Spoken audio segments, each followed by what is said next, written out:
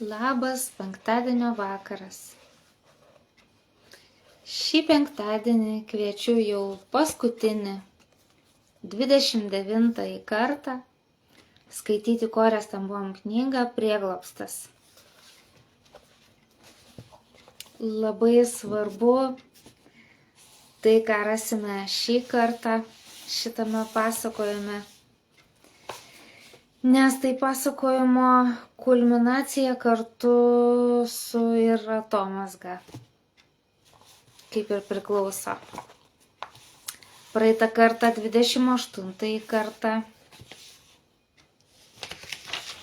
nuostabų dalyką paskaitėm, kaip išsipildė Korės sesers, jau numirusios pas viešpatį iškeliavusios sesers, pranašystė, pranašiškas regėjimas to, kas laukia, kokia tarnystė laukia po karo. Betsė tai numirė, čia jos tarnystė jau užsibaigė tuo, kad jinai viską susakė Korei, savo sesijai. Jin viską susakė, kliedėdama, sirgdama, karščiuodama. Tai atrodė kaip, tiesiog kliedesiai paprasčiausiai, gal iš geros širdelės, bet atrodė, kliedesiai, kas čia, kaip čia gali būti tokie dalykai. O štai praeitą kartą matėme, kaip pradėjo pildytis, kaip tas nuostabus namas Olandijoje, kurį karščiuodama, kliedėdama, Betsė matė vizijoje ir kalbėjo Korei, koks namas, su kokiais langais, medinės grindys, parketai, o sodai, visokie sodai, žmonės ten augalus sodins, po karo jie atsigaus. Ir taip, būtent tokie namai ir atsirado visiškai netikėtų būdų, su tais visais sodais, su tais didžiuliais langais, su tom statulom netgi prie sienų, viskas taip, kaip Betsė ir pasakojo. Ir ta namų šeimininkė, kai Korė pradėjo klausti, dar nenuėjus į vidų to namo, o jūsų name yra ir tai, ir tai, ir tai. Ir ta šeimininkė sako, ai, tai jūs jau čia kažkada buvot, ar ne? Ne, sako Korė, nebuvau aš ten. Ir sako, kaip aš galėjau jai paaiškinti, ko aš nesupratau.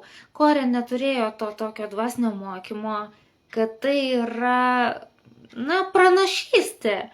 Jinai net nemokėjo įvardinti, kad mano mirusi sesuo Betsė pranašavo, pranašiškame regėjime matė jūsų namą. Mes dabar turime tokias galimybės, esam taip išmokyti, išlavinti, turim tokį pažinimą ir galim įvardinti, kas tada buvo. O Korė sako, aš nemokėjau pasakyti, kaipgi aš galėjau paaiškinti tai, ko nesupratau. Bet faktas tas, kad viskas čia taip ir yra tame name ir aplink namą, kaip Betsė ir kalbėjo, kol dar gyva buvo. Tai nesako, aš tik tai girdėjau apie tą namą ir nutilo.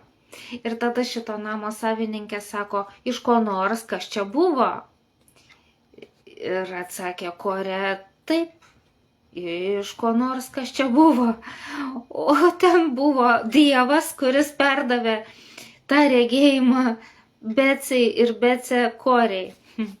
Skaitykime, kasgi toliau.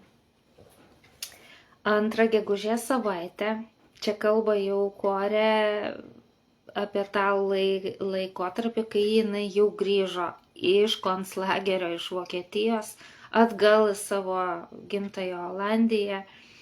Ir jau po to, kai tą namą pamatė ir suprato, kad būtent tame name ir bus tie reabilitacijos namai, kaip kokia sanatorija, žmonėms po karo atsigauti, nukentėjusiems, sužalotų vidumi, žaizdotų. 2 gegužės savaitę sąjungininkai išvadavo Olandiją. Sąjungininkai tai buvo tie, kurie prieš nacistinę Vokietiją ir Vokietijos sąjungininkus. Jinai turėjo omeny, kad iš nacių, iš okupacijos išvadavo Olandiją. Olandijos vėliava plazdėjo iš kiekvieno lango. Triumfavo žmonės. O Vilhelma per laisvą radiją grojo dieną ir naktį. Tai Vilhelmas yra Olandijos himnas, taip vadinasi. Tai reiškia Olandijos himną per laisvą radiją grojo dieną ir naktį po okupacijos. Tai dabar, tikrai triumfavo liaudis. Kanados armija į miestus skubiai pristatė maisto. Jeigu atsimenate, tai skaitėm praeitus kartus, kad buvo didžiulis badas. Žmonės šunis katinus suvalgė tulpių svogūnėlius, suvalgė viską, ką tik rado žmonės. Visokius kaip ir nevalgomus dalykus suvalgė iš didžiulio bado. O štai Kanados armija į miestus skubiai pristatė maisto, kurį jie buvo sukaupę palei sieną. Birželį pirmieji iš daugelio šimtų žmonių atvyko į gražiuosius namus Blumendalyje. Tai čia taip sutrauktai į vieną sakinį daug informacijos sudėta, kad pasirodo, kad daug šimtų žmonių praeis tą reabilitaciją tuose gražiuosiuose namuose Blumendalyje. Pagal Becės viziją, Korė ten tarnaus ir tarnaus pagalbininkai, kiti žmonės, tiems karo iškankintiems, sužalotiems žmonėms, kurių bus daug šimtų. O birželį atvyko į tuos namus pirmieji reabilituotas. Tylus arba be galo šnekus, vieni tokie, kiti kitokie. Traumuojami žmonės atsigauna nevienodai ir reakcija į traumas, į siaubus, į kančias yra irgi skirtinga žmonių. Ir kai atvyko reabilitacijai, tai vieni labai tylus, kiti be galo šnekus, užsidarę ar nuožmiai agresyvus, kai kurie labai agresyvus. Kiekvienas buvo sužalota žmogiška būtybė. Ne visi buvo koncentracijos stovyklose. Kai kurie čia atvyko nebuvę koncentracijos stovyklose olandai. Kai kurie praleido 2, 3 ar net 4 metus pasislėpę palėpės kambariuose ir atkampiuose sandėliukuose čia Olandijoje. Iš jų viena iš pirmųjų buvo ponia Kan. Ar atsimenate tą pavardę? Iš pirmųjų knygos skaitymų. Laikrodžių krautuvės mūsų gatvėje savininko našlė. Jeigu atsimenate, tai buvo ponas Kan ir ponia Kan, taip sakant, konkurentai. Būtent Korės Tembom ir visos jos šeimos, tėvo laikrodininko, visos jų šeimos konkurentai kita laikrodžių parduotuvė. Ir jie ateidavo apsišniukštinėti, pasiklausinėti, kokios kainos, ir savo parduotuvėje truputėlį mažesnės kainas laikrodžiam padarydavo. Ir taip gaudavosi, kad daugiau klientų nupirkdavo iš jų laikrodžius, iš tų Kanų. Bet Korės tėvas, tai suprasdamas, niekada vis tiek jų nelaikė konkurentais, bet kolegomis. Visada labai buvo jiems malonus, į visus jų klausimus atsakydavo, kiek kas, kaip, ką jis kaip čia daro. Viską jis jiems papasakodavo, jis krikščionis, dievų pasitikintis toksai, ir nepavydėdavo jiems ir sakydavo, bet galim tik pasidžiaugti, kad kai kurie klientai gauna pigiau nusipirkti laikrodžių pas juos. Nenusiminkim, tai viskas gerai, žmonės pigiau pas juos nusiperka. Koks jis buvo, negaudantis, negopšas. Tai pasirodo, kad numirė tas laikrodžių kitos parduotuvės savininkas, numirė, o jo žmona liko gyva, ponia Kan, laikrodžių krautuvės mūsų gatvėje savininko našlė.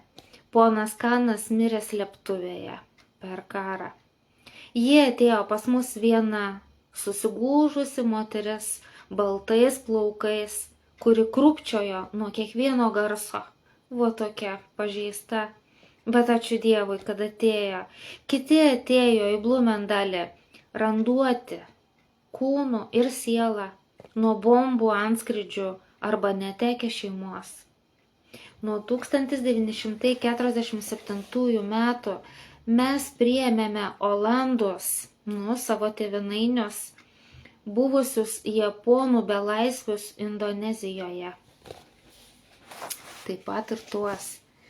Nors tai ir nebuvo numatyta, pasirodė, kad tai geriausia aplinka tiems, kurie buvo įkalinti Vokietijoje. Jie vis prisimindavo savo išgyventus vargus Vokietijoje.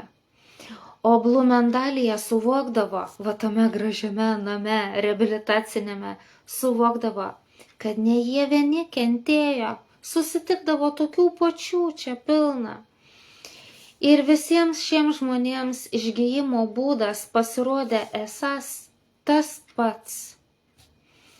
Kiekvienas turėjo nuoskaudą, kurią reikėjo atleisti. Išgijimo būdas visiems iš visų širdžių sužeidimų buvo tas pats. Visi turėjo nuoskaudą, kurią reikėjo atleisti. Kaimyną, kuris jį skundė, brutalų sargybinį, sadistą kareivį, va kas tam, kas anam turėjo atleisti. Gana keista, sako Korė, kad ne vokiečiams ir japonams žmonės sunkiausiai atleido, o savo tautiečiams olandams, kurie išdavė juos. Vat tiems saviškiams, kurie tiesiog išdavė priešams juos, sunkiausia buvo atleisti. Dažnai mačiau juos gatvėse, NSS karius skustomis galvomis ir nuleistomis akimis. Tai reiškia tuos išdavikus, išdavusius savo tautiečius naciams. Dažnai mačiau juos gatvėse. NSS narius, tai reiškia nacionalistų sąjungos, tuos buvusius narius Olandus, kur dabar jau viskas. Vokiečių nacijai nugalėti, o tie, kurie pritarė vokiečių naciams ir pasijungė į tą nacizmą, jie liko va tokie visų atstumti, nekenčiami, nemėgiami ir tokie nuleistomis galvomis. Skustomis galvomis, kaip naciai, nuleistomis akimis.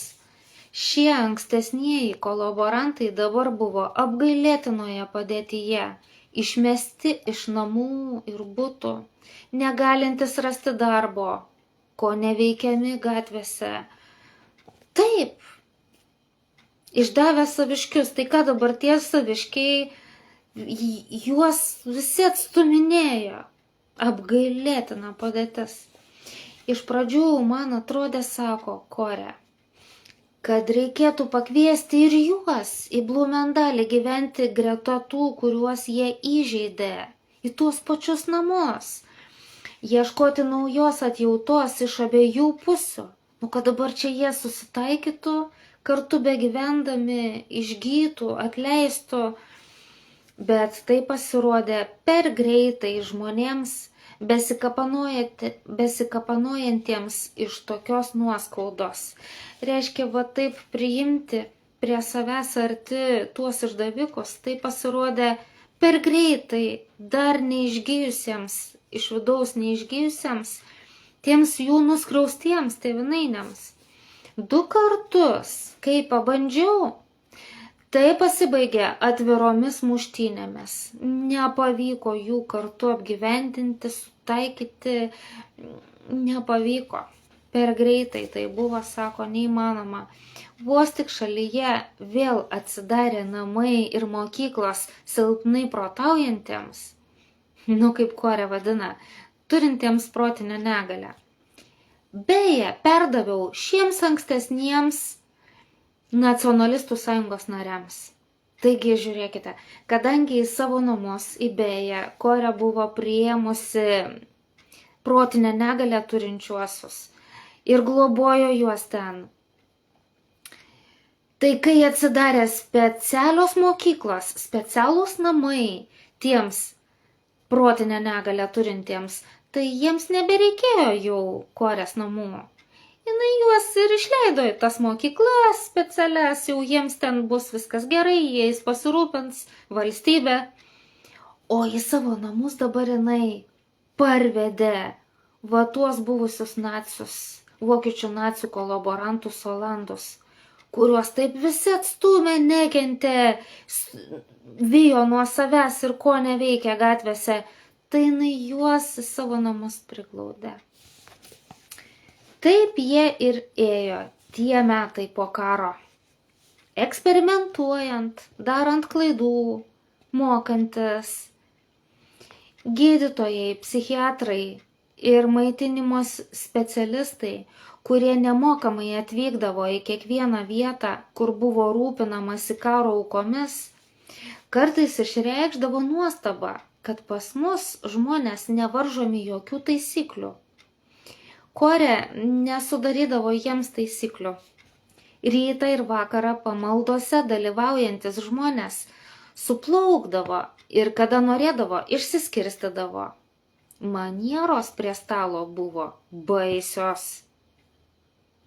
Kažkaip, tai jie konclageriuose arba sklepuose palėpėse per karą praleidę laiką atprato nuo kultūringo valgymo turbūt.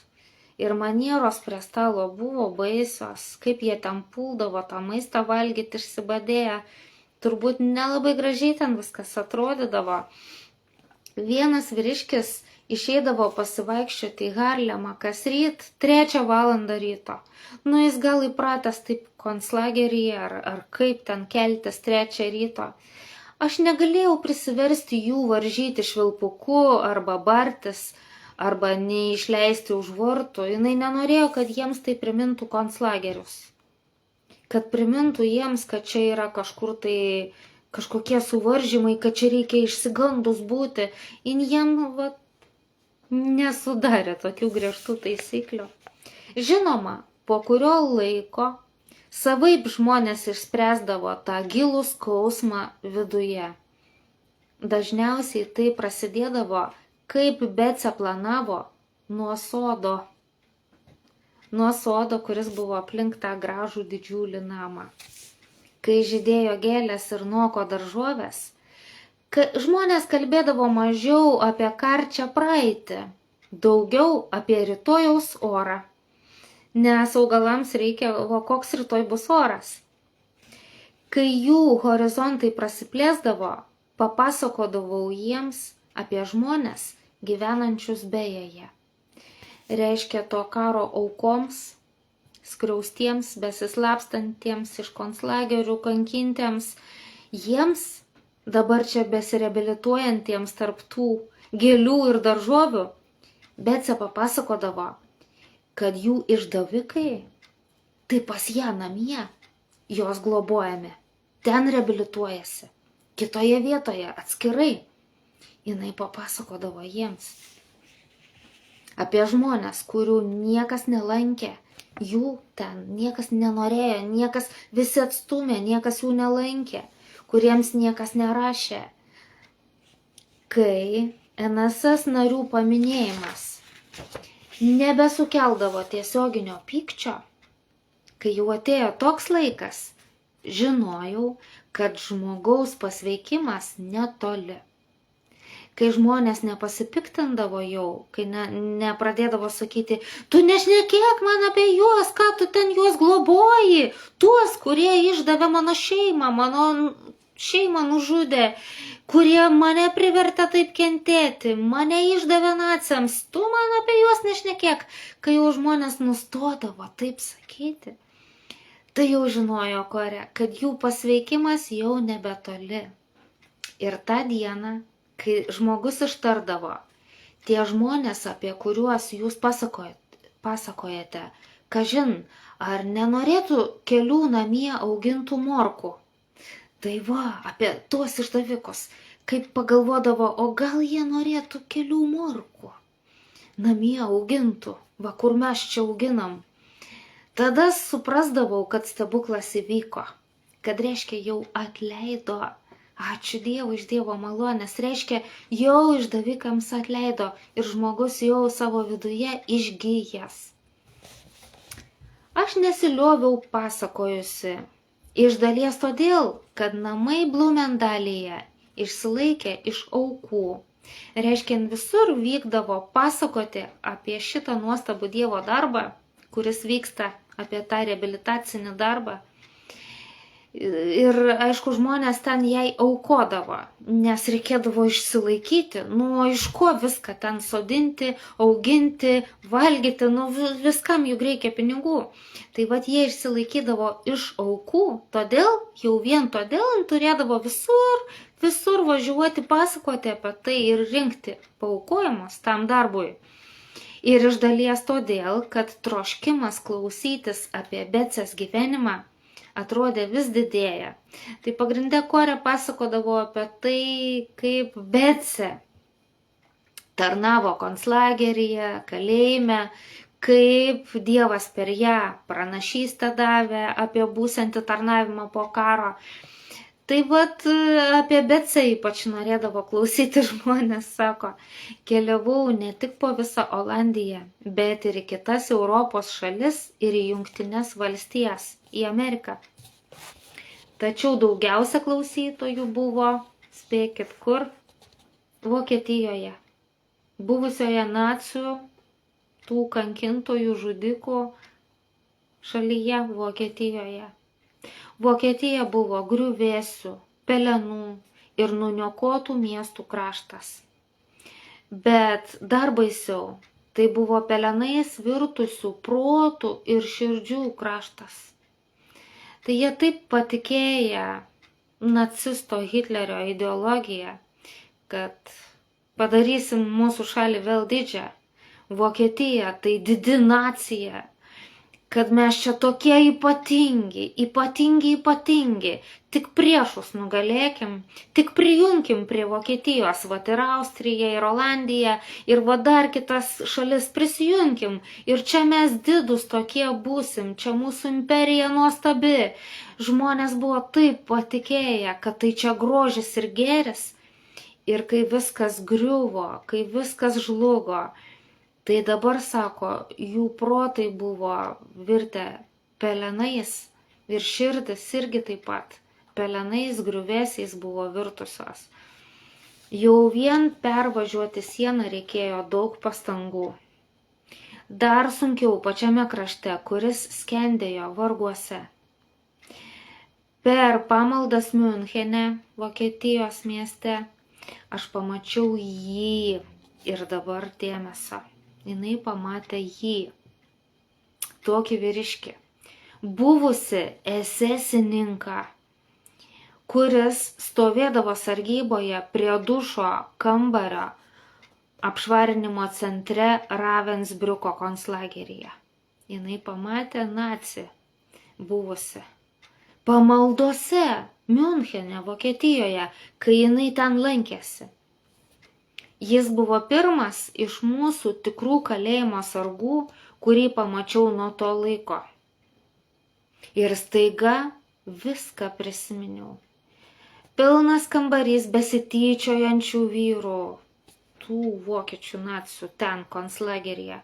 Visos moteris nuogos, eina į dušą. Ir ten pilnas kambarys besityčiojančių vyrų. Šitas nacius ten kartu su jais. Drabužių krūvos, Becės išbalęs iš skausmo veidas. Jin atsiminė tą sceną, kur būtent tas nacius buvo. Ir dabar jis čia. Jinai jį pamatė čia po pamaldų. Tai reiškia, ką jisai dabar čia veikia krikščionių bažnyčioje. Kas čia vyksta? Jis priėjo prie manęs, kai bažnyčia tuštėjo. O jinai toje bažnyčioje buvo savo liudijimą juk pasakojus. Jinai ne šiaip ten lankėsi, o tam, kad viską papasakoti. Ir jis dabar priėjo prie jos, prie tos buvusios savo kalinės. Spindėdamas švytėdamas iš to vidinio spindėjimo ir lenkdamasis. Koks aš esu dėkingas už jūsų pamokslą, va taip tarė jis Korei. Gera galvoti, kad kaip jūs sakote, jis nuplovė mano nuodėmes. Taip pasakė tas nacius buvęs, jos prižiūrėtojas.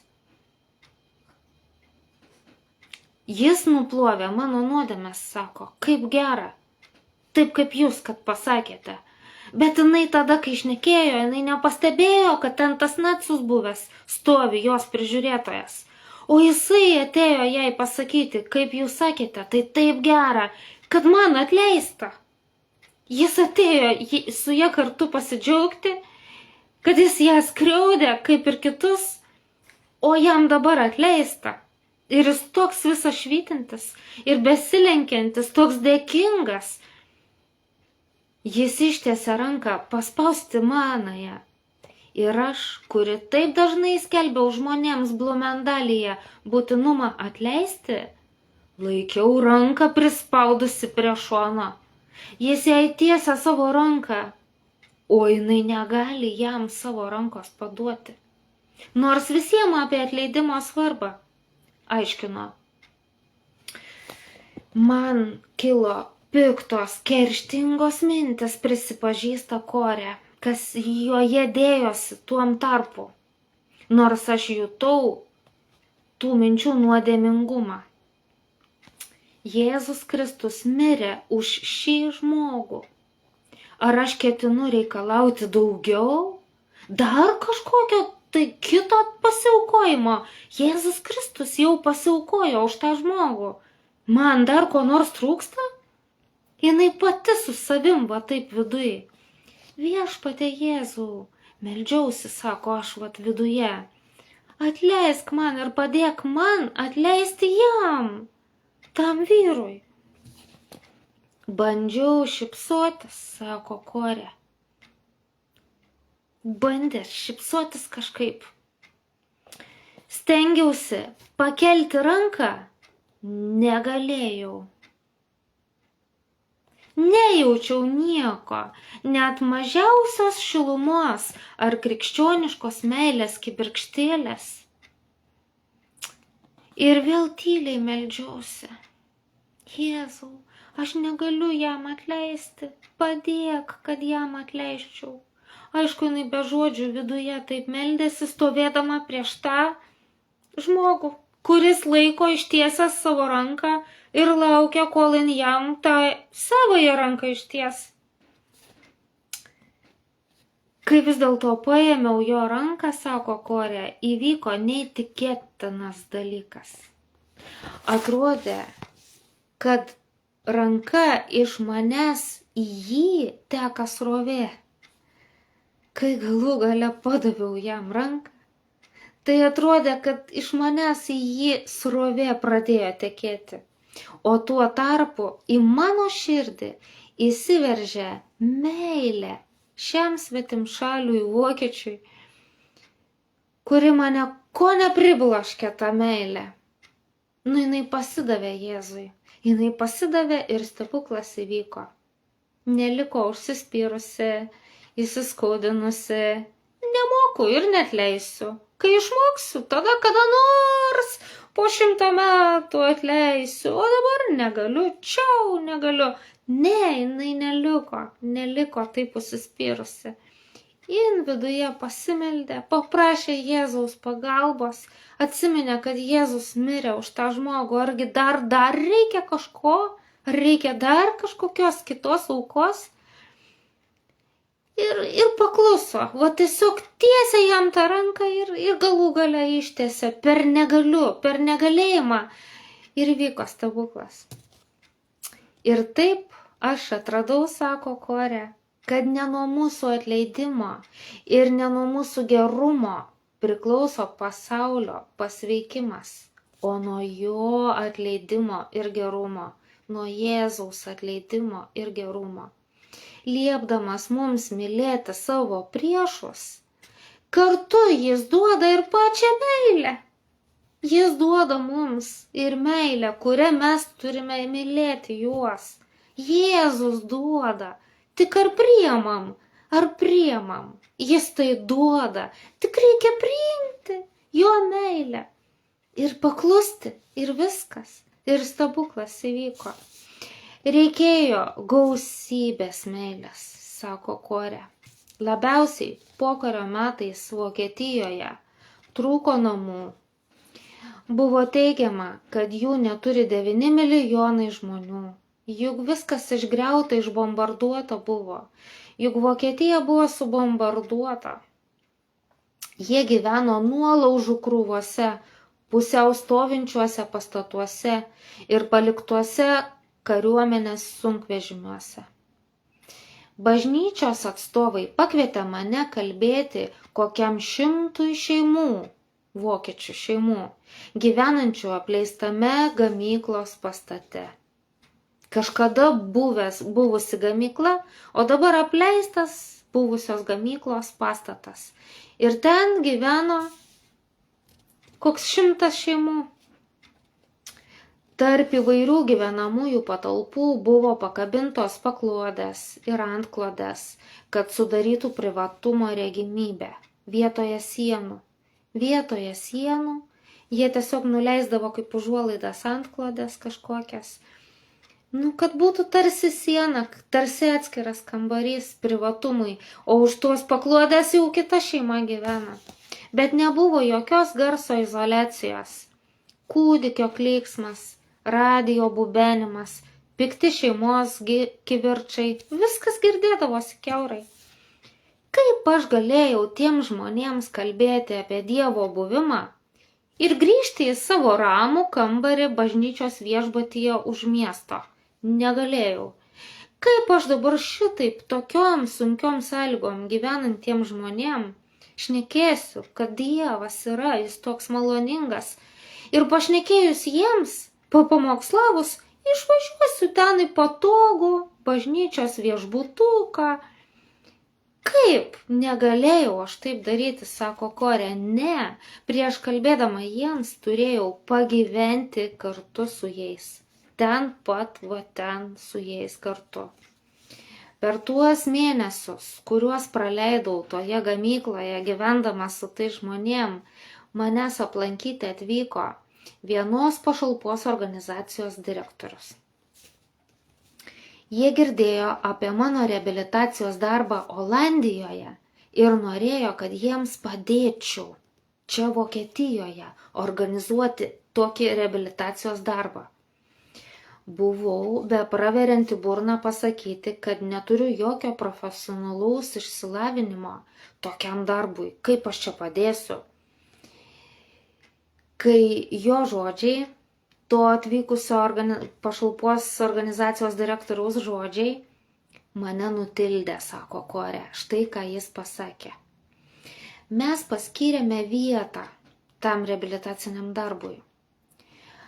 Anksčiau ten buvo koncentracijos stovykla, vokiečių koncentracijos stovykla, kurioje, aišku, buvo įkalinti ir olandai, ir visokie kitokie ten, iš visur kitur ten žmonės buvo įkalinti, taip pat kaip Korė su Bece.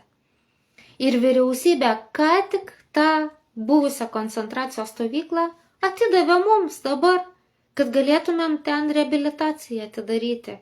Po karo vokiečiams kažkaip atsigauti, buvusiams naciams. Tai Korė nebegalėjo kažką prieštarauti, kad aš jums nepadėsiu ar ką. Mes nuvykome į Darmštatą apžiūrėti tos stovyklas, sako ji. Ta stovykla dar supo rūdyjančios spygliuotos vielos rėtimai. Lėtai ėjau šlako taku, atsimindama savo tą konclagerį, kur jinai laiką praleido. Tarp vienodų pilkų barakų. Pastūmusi atidariau girgždančias duris. Žengiau tarp metalinių lovų eilių. Dėžės po langais, tariau tam žmogui. Mes jas turėsime prie kiekvieno lango. Spygliuotą vielą, aišku, reikia nuimti. Ir tada mums reikės dažų, žalių dažų, šviesių, gelsvai žalių, šviežios pavasario žalumos dažų. Čia jinai pradėjo šnekėti Becės žodžius. Ir šita Becės pasakytos pranašystės dalis reiškia irgi išsipildė. Viena iš Becės vizijų, ką jinai besirgdama, beklėdėdama kalbėjo, iš tikrųjų tai irgi buvo Dievo duota pranašystė. Becei duotas Dievo regėjimas, kurį jinai įgarsino ir koriai viską pasakė. Ir aš jums priminsiu, kaip tada buvo. Kai Becė labai karščiavo, ją bandė ten nunešti į tą ligoninę, bet eilė buvo siaubingai ilga. Ir su kita kalinė korė ją parnešė į barakus atgal. Ir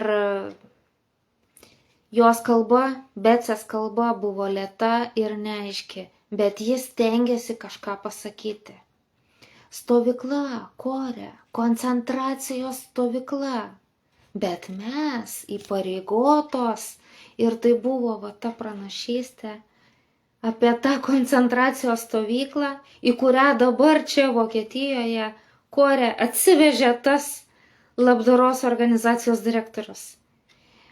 Stovykla, korė, sakė Becė, koncentracijos stovykla, bet mes įpareigotos. Turėjau pasilenkti labai arti, kad girdėčiau. Stovykla, mat, pasirodo, kurią ten matė vizijoje, Becė buvo Vokietijoje. Tai jau ne kalėjimas, o namai, kur žmonės sugadinti šios neapykantos ir smurto filosofijos galėjo ateiti pasimokyti kitokio gyvenimo būdo. Apie tai pranašavo tada Becė. Tik korė dar nesuprato. Ten buvo sienų, spygliuotos vielos, o barakose prie langų buvo dėžės augalams. Tai todėl dabar čia atėjusi Becė ir kalba tam direktoriui, kad po kiekvienų langų turėsime dėžės. Ir tose dėžėse turės būti gėlės pagal Becės viziją. Tai bus taip gerai jiems stebėti augalus augant. Žmonės gali pasimokyti mylėti iš gėlių. Dabar aš supratau, tada sakė korė, kokius žmonės Becė turėjo galvoje - vokiečius. Tai va, Vokietijoje buvusioje koncentracijos stovykloje, buvusieji koncentracijos stovyklų prižiūrėtojai, visokie Vokietijos šiaip žmonės, naciai, dauguma žmonių stojo į nacių partiją ir palaikė būtent Hitlerio nacistinės idėjas. Ir dabar jiems visiems reikėjo reabilituotis. Tai būtent tokie reabilitacijos namai buvusiam konclageryje, kaip Becė, kad kalbėjo.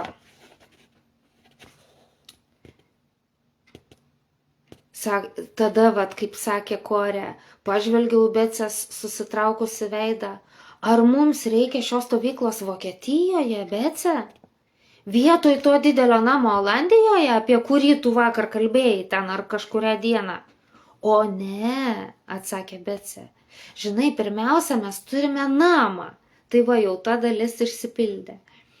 Jis jau paruoštas ir laukia mūsų. Tokie aukšti langai, saulė plūsta į vidų. Bet paskui jinai jau pradėjo kalbėti, kad barakai bus stovykloje. Korė, bet mes juos nudažysime žaliai, ryškiai šviesia žaluma, kaip pavasarį. Ir todėl korė įgyvendino šitą viziją, kad tame buvusiame konclageryje Vokietijoje sienos būtų, barakų sienos nudažytos šviesia, žalia pavasario žalumos spalva, gėlės po langais ir taip toliau.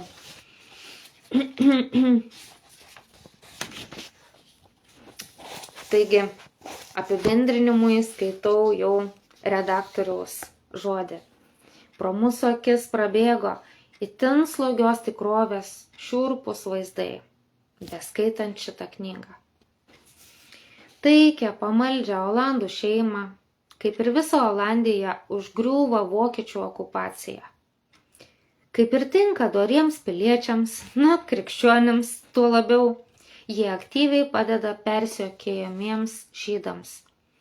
Greit apie jų veiklą pasklinda garsas po visą Olandiją. Vieną dieną visi ten bomai ir jų artimieji tuo metu susirinkę į pamaldas areštuojami. Kilojamas iš kalėjimo į koncentracijos stovyklas, seseris Korė ir Becė Tembom pagaliau patenka Vokietijon į Ravensbriuką, žmonių naikinimo lagerį. Jų gilus tikėjimas, tėvo iš mažens joms įdiegtas, ne tik neleido palūžti, bet ir jų dviejų pasiaukojamas elgesys, kaip šviesus spindulys, sušildė net ir žvarbiausių kalinių širdis. Vėliau, išėjusi į laisvę, Korė Tembom daug nuveikė. Steigė buvusiems kaliniams ir belaisviams poilsio namus. Taip pat ir Vokietijoje padėjo įsteigti jau buvusiems naciams tą reabilitacijos stovyklą, kad jie atgavę pusiausvyrą, išėję dvasingumo mokyklą kabutėse, taip jeigu galima vadinti, vėl galėtų grįžti į gyvenimą. Daugiausiai jį padarė keliaudama ir kalbėdama Olandijoje, Vokietijoje ir daugelį kitų vietų. Jos darbai sudomino pasaulį. Reikia pripažinti, kad knygos parinktas pavadinimas Prieglobstis geriausiai perteikia autorės sumanimą. Iš vienos pusės, Tembomų namai buvo visiems persekiojamiems geras prieglobstis. Vėliau jie pasidarė prieglobstis dvasiškai palūžusiems žmonėms. Ten priimdavo net suluošintus priešus. Antra, kita vertus, abi seseris ir tėvas, kol buvo gyvas, ir skaudžiausiomis savo gyvenimo valandomis visada rasdavo puikiausią prieglobstį tikėjime Dievu. Ne veltui kalėjime tėvas visiems atmintinai citavo Bibliją, šituos žodžius. Dieve, esi mano prieglobstis ir mano skydas, pasitikiu tavo žodžiais. Palaikyk mane ir aš būsiu saugus. Matėme, kad tokį prieglobstį ir dvasios atramą vėliau abi seseris sukūrė net Ravensbriuko koncentracijos stovykloje. Ir visai paskutinis žodis, kai nacių beprotybė siautėjo po visą Europą. Rami Olandijos laikrodininkų šeima viskuo rizikavo, kad tik padėtų kitiems, vadovaudamasi Kristaus meile. Nors ir grėsė pavojus būti išaiškintiems, o taip ir atsitiko paskui, o taip juos ir išaiškino, paskui ir išsiaiškino, kuom jie čia užsiema. Ir jie to nesigailėjo niekada. Jie suteikė prieglobstį persekiojamiems žydams. Naciai paspendė spąstus ir šeima buvo areštuota. Tačiau Dievo meilė sušvito net Ravensbriuko mirties stovykloje. Korės Tembom istorija įkvepia milijonus. Meldžiuosi ir melsiuosi, kad šita istorija įkvėptų ir mus, brangieji. Tada visas šitas pasakojimas netuščias. Tada jisai įsiprasmina, jeigu ir mus įkvėps šitą istoriją, būtent tokiam tarnavimui. Būkite palaiminti. Šį penktadienį atsisveikinu, o kito penktadienio vakarą jau pradėsime skaityti kitą istoriją. Su Dievu. Iki.